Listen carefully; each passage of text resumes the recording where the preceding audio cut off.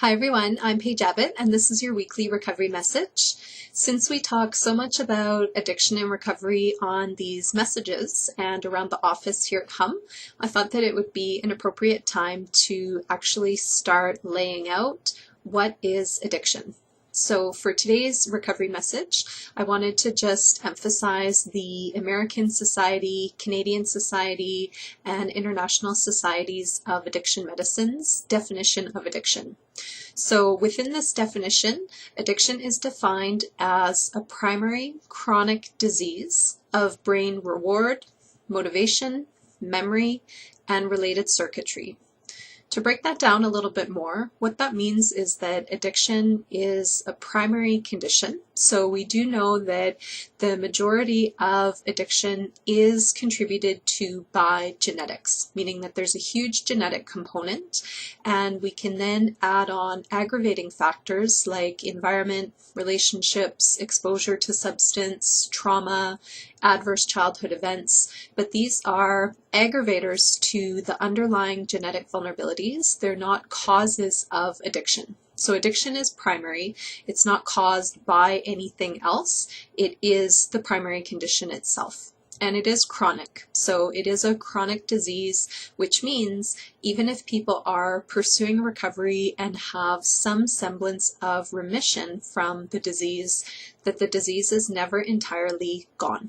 So from a healthcare provider's as well as a client's perspective, this does emphasize the need for ongoing, continuing care, that your recovery journey will never end because you will be living with this disease in some way, shape, or form until the end of your life. The other thing that addiction does influence are other parts of the brain. So it influences, like the definition emphasizes, how people seek reward. And we do know that addiction is about the dysfunctional pursuit of escape, reward, and relief.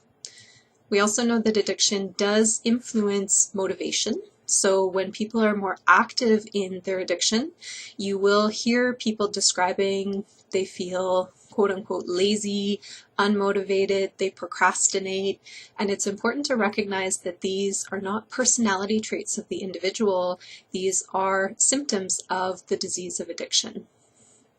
Addiction also influences memory, so how memories are coded, how memories are accessed by the brain are actually influenced and impacted by the disease. So there can be a lot of skewing in terms of what people are remembering, which can contribute to the irrationality that loved ones and support people may notice in people with the disease of addiction. So people with addiction may be sharing events in a very different perspective or may not even remember events that others around them do. So with proper treatment, assessment, and continuing care, again, these symptoms can never entirely abate or go away, but certainly there can be an improvement, and a dramatic improvement, in fact, in functioning.